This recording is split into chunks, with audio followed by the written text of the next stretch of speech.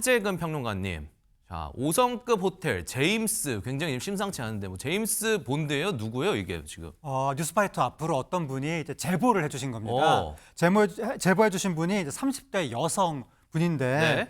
이분이 어떠한 남자를 만나서 억울한 일을 당했다는 거예요. 그 사연 내용이 뭐냐면 이 여성분이 20대 시절을 해외에서 보냈다고 합니다. 그러다가 이제 한국으로 돌아왔는데 한국에서 우연히 한 남성을 알게 된 거예요. 그 남성이 내 이름은 제임스 이러면서 41살의 뉴욕 출신 작곡가다. 외국 생활을 오래 해서 아는 사람이 없다라는 내용으로 자기소개를 영어로 했다고 합니다. My name is James 이렇게 했다는 거예요. 그러면서 음악을 했다고 막 하는데 이 제보자 여성이 평소에 피아노 치는 사람을 존경했었다고 합니다. 근데 제임스라는 남성이 자기가 독일에서 피아노를 전공했다 이렇게 얘기하니까 관심이 갔다는 거예요. 그러면서 이 제보자 30대 여성도 나도 외국 생활을 오래 했는데 저 제임스도 외국 생활을 오래 했다고 하니까 우리가 처지가 비슷하구나, 공통점이 있구나라고 하면서 호감이 갔다고 합니다. 그러면서 이제 어떻게 이제 이야기가 흘러갔는지 제보자의 이야기를 직접 들어보시겠습니다. 네. 자기 제임스라고 이제 하면서 어렸을 때 초등학교 때 부모님하고 뉴욕으로 이민을 갔었고 거기서 음악을 전공했다가 독일로 대학원을 가서 작곡을 전공했다. 그 사람이 자기가 그 당시에 호텔에 살고 있었어요. 주변에서 이 사람만 지나가면 너무 인사를 열심히 하고 그리고 청소하는 직원분에게도 팁을 주면서 굉장히 배려심 있게 하는 모습이 사람들에게 신뢰를 많이 받았구나라고 생각을 했단 말이에요. 자기 집이 평창동이다 라고 하면서 드라이브 하자 그래놓고 저를 평창동으로 데려갔었어요. 그 집 안에 자기 사진이 같이 있었던 사진을 제가 확인도 했었단 말이에요. 자, 집 저렇게 보다시피 좋은 집 사진으로 직접 보여주고 또 지금 잠시 호텔에 머물고 있다 뭐 이러면서 이 정도 말 들었으면은 저 재력을 의심하긴 힘들어 보이거든요, 허주연 변호사님. 그렇죠. 호텔에 장박을 하는 것부터가 보통의 재력으로는 쉽지 않은 일 아닙니까? 거기다가 직원들도 다 안다고 하니까 믿을 수밖에 없었겠죠. 굉장한 재력가인 것처럼 자신을 보여주기 위해서 여러 가지 수법을 썼다는 생각이 듭니다. 자신이 지금 호텔에 머물고 있지만 원래 내 집은 평창동이고 그러면서 실제로 젊은 시절에 살았던 모습이 찍힌 사진까지 보여줬다는 거예요. 다만 지금 세금 문제에 얽힌 게 있어서 평창동 집 인테리어가 중단되는 일이 있었지만 복잡한 일에 얽힌 거 다 해결될 거야. 뭐 문제 없어. 이렇게 얘기를 했다는 거예요. 일단 호감이 있는 상태에서 서로 잘 맞는지 안 맞는지는 시간이 해결해 줄 테니까 나랑 한번 만나보자. 이렇게 생각이 들었다는 겁니다. 그러던 어느 날 제임스가 이 제보자를 자기 호텔로 다급하게 부릅니다. 제보자 얘기에 따르면 상당히 다급한 상황에서 겁에 새파랗게 질려서 눈에 눈물이 그렁그렁 고인 채 조폭에게 쫓기고 있다. 지금 신변의 위협을 느끼고 있다. 이렇게 얘기를 했다는 거예요.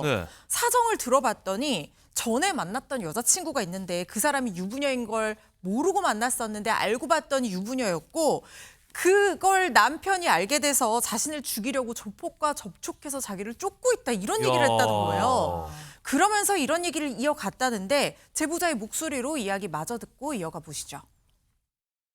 정말 이 사람이 연기 같진 않았어요. 정말 생존의 위협을 느끼고 있었고 이제 이 사람은 다급해하고 그러면서 저한테 하는 말이 저한테 안심을 시킨 게 그 지금 자금이 좀 2주 뒤에 부모님이 뉴욕에서 돈을 몇십만 불을 보내주시기로 하셨는데 이 돈 얼마 아니니까 그냥 5천만 원만 빨리 좀 저한테 빌려줄 수 있냐고 하더라고요. 자기는 이 여자가 유부녀인 줄도 몰랐고 그리고 여자가 오랫동안 바람핀 남자들한테 돈을 빌려준 건데 그거를 저한테 그 돈 내가 그냥 주고 말지 자꾸 빨리빨리라고 얘기를 하길래 제가 10분, 20분, 30분, 40분을 고민을 하면서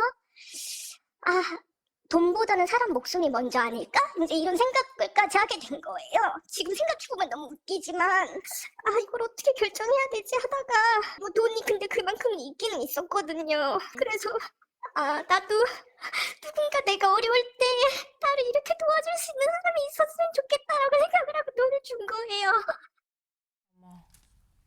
지금 다 들으셨겠지만 제보자분께서 그때 당시 회상하니까 또 너무 억울하고 너무 슬픈 나머지 지금 울먹이시는 모습까지 저희 취재 과정에서 이렇게 보이실 수밖에 없는 상황이었어요. 그래서 이거 정리해보면 좋은 마음으로 5천만 원을 빌려줬다는 거잖아요. 근데 이후에 상황이 좋지 않았나 보죠, 최진범 교수님? 네, 그렇습니다. 여기서 끝나지 않았기 때문에 그래요. 지금 우리가 뭐 얘기 들은 것처럼 제임스라는 사람이 자신이 부자라고 얘기를 했잖아요.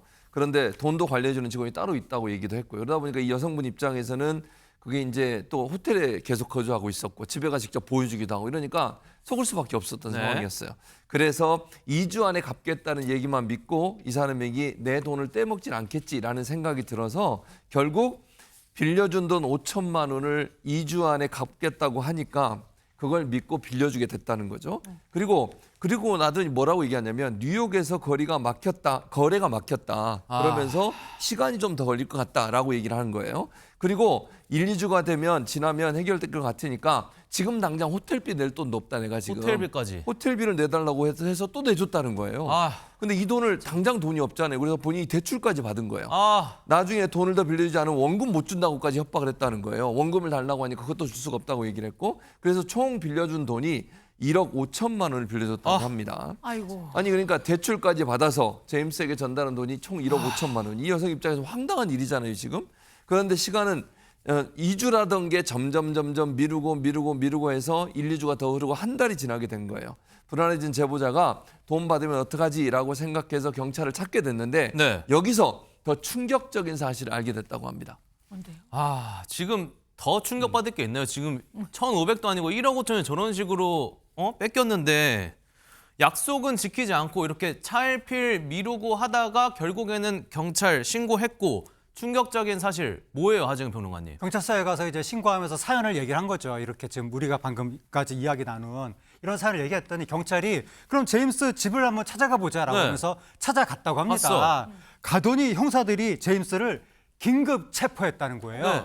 그 이제 41살이라고 제임스가 자기 나이를 소개했었잖아요. 네. 알고 보니까 1960년대생이었다고 네? 합니다. 심지어 사기 전과 5범이었는데 누범 기간에 또 범행을 한 거였다고 합니다. 안 돼. 제임스가 붙잡힌 다음에 이 사연자한테 나 이번에 들어가면 못 나오니까 제발 나 좀 살려달라 이렇게 얘기했다고 합니다. 제보자가 확인을 해봤더니 이 제임스의 전과는 1991년부터 이제 시작이 됐고 야. 뉴욕에는 가본 적도 없었고 영어는 이태원에서 배웠다고 합니다. 이태원에서. 나이는 넬머의 환갑인 네, 그러한 나이인 사람이었고 근데 또 피해자가 이 제보자뿐만이 아니라 다른 여성이 또 있었다고 합니다.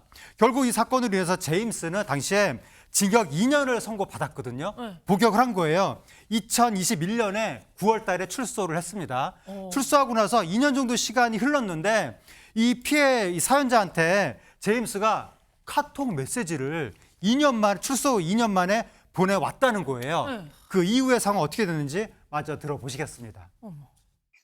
그러면서 잘 지내니? 뭐 이러면서 새벽에 비가 엄청 오고 있었는데 줄 게 있으니까 일로 좀 올 수 있냐고 그러더라고요. 함께하고 살고 있었는데 갑자기 줄 게 있다고 하니까 내가 착하게 열심히 살아서 나 진짜 돈 받을 수 있나? 막 이런 생각을 하게 됐어요. 호텔? 객실 2곳을 보여주면서 자기가 꼬여있던 일들을 다 잘 풀어가지고 이제 정상적인 삶을 살게 됐다. 근데 나 차 바꿨다? 이러면서 차 자랑을 하더라고요. 줄게 이러고 연락을 좀 피하는 것 같더라고요. 야, 이 돈 내가 가진 전 재산이야. 이거 다 주는 거니까 너 때문에 내가 옥살이 하느라 죽을 뻔했다 그러면서 300하고 460인가? 700만 원가량이에요. 그 이후로 제 연락처를 차단을 했어요. 진짜 웃기는 상황인데 뭐 갚아줄 거면 다 갚든가 지금 700만 원 가량 정도 1억 5천 중에 받고 본인이 또 연락 두절. 허주현 변호사님 뭐예요? 제보자 입장에서는 더 속 터질 일일 수밖에 없죠. 무슨 희망 고문하는 것도 아니고 그러니까요. 한 달에 몇 천만 원씩 내면서 머무는 5성급 호텔에 또 제보자를 불러서는 저렇게 고급차 보여주고 돈 자랑까지 하면서 정작 갚아야 될 돈은 다 갚지도 않았다는 얘기 아닙니까? 엄정 지르는 거예요, 뭐예요? 그러니까요. 그런데 이게 지금 사실 제가 생각했을 때 좀 전형적인 수법입니다. 아. 한 번 돈을 5천만 원 빌려놓고 원금 받으려면 더 빌려줘야 된다라고 하는 게 이 사기꾼들의 전형적인 수법이고 피해자들은 원금이라도 보전하기 위해서 더 돈을 빌려주게 되는 이런 악순환의 고리에 빠지게 되는 경우가 많거든요. 그런데 돈이 없는데 호텔 발코니 가림막까지 개조해서는 5성급 호텔에 최소한 2년 이상 장기 투숙하고 있다는 게 좀 이해가 되지 않는 부분이긴 합니다. 이런 식으로 여러 명의 피해자들에게 사기를 쳐서 받은 돈으로 호텔에 장기 투숙하는 숙박비를 내온 것이 아닌가 의심스러워지는 부분인데 그래서 제보자가 일단 자기 돈을 다 못 받았잖아요.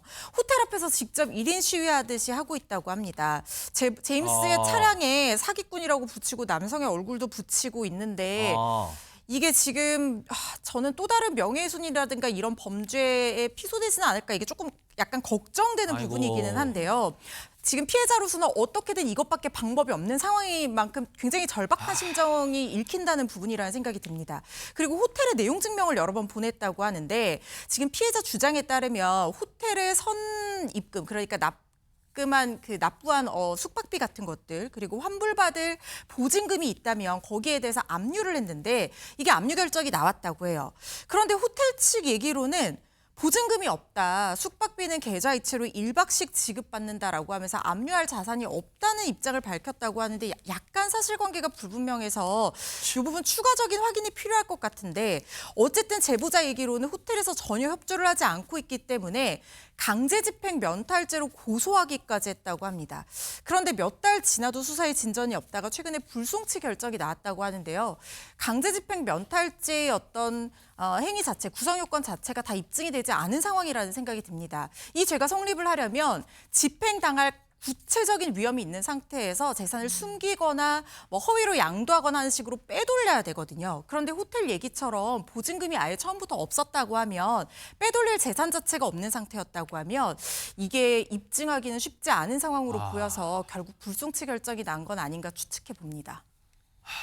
제보자분 얼마나 답답하면 얼마나 억울하면 저기서 저러고 있겠습니까, 진짜. 지금 돈은 못 돌려받았고 저 제임스라는 사람은 여전히 호텔 머물면서 저렇게 외제차 저기 주차해놓고 저렇게 살고 있고 이거는 주성환 변호사님이 한번 그래도 제보자 분을 생각해서 조언 한마디 해주시죠.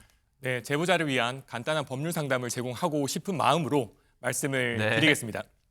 먼저 피해자의 호소가 너무 마음이 아프고 그 울먹이는 마음이 정말 절절히 와닿았습니다. 네. 돈을 돌려받기에 앞서서 먼저 말씀드리고 싶은 것은 이 제임스라는 사람이 어떠한 말로 구슬리더라도 더 이상 추가적인 금원 제공만은 있어서는 안 된다. 그렇죠. 그래서 어떠한 말로써 이제 꼬여낼지를 모르겠습니다만 그런 말을 곧이곧대로 믿지 마시고 더 이상의 추가 피해는 없도록 주의하시라는 말씀을 드리고 싶고요. 그 앞서 경찰에 신고를 하시고 불송치가 났다 이런 것들을 말씀을 주셨는데 사실 경찰에 신고한다는 것은 형사 절차를 의미합니다. 형사 절차는 이 사람을 처벌해 주세요라는 말이 되는데요. 다만 내가 돈을 돌려받고자 한다면 이 사안은 민사로 가야 됩니다. 그래서 민사소송은 나에게 돈을 주세요라는 취지의 청구가 되겠는데 이 사람을 상대로 대여금 등에 대한 민사소송을 제기할 수 있는 사안으로 보이고요. 하지만 여기서 또 중요한 게 있습니다.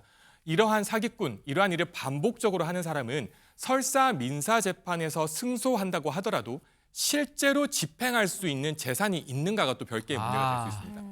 많이들 생각하시는 게 민사소송에서 승소하면 자동으로 법원이 나한테 돈 주는 거 아니야? 또는 국가가 나한테 돈을 주는 거 아니야? 생각할 수 있지만 민사 판결에서 재판에서 승소를 하더라도 판결금을 직접 집행해서 가져와야만 합니다. 이미 변제하지 않는다면. 그런데 이 사람은 그런 것들을 은닉해놨을 과정이 있기 때문에 그럼에도 불구하고 사법제도에서 승소 판결을 받으면 이 사람의 재산을 법원의 권능을 이용해서 합법적으로 조회할 수 있는 제도도 마련이 되어 있습니다. 그래서 소가리를 하시기보다는 정식 제도를 통해서 이 사람에 대한 권한을 확보를 하시고 이 사람의 재산 등을 법원 등을 통해서 한번 조회해 보시는 방법을 신속하게 들어가시기를 추천드립니다. 알겠습니다. 사기 사건 볼 때마다 흔히들 아니 어떻게 저렇게까지 당해? 뭐 이런 말 많이 하잖아요. 피해자분들도 다 그런 생각했던 분들입니다. 상대방이 저렇게 치밀하게 작정하고 접근하면 우리도 모르는 사이 피해자가 될 수 있음을 명심해야 될 것 같습니다.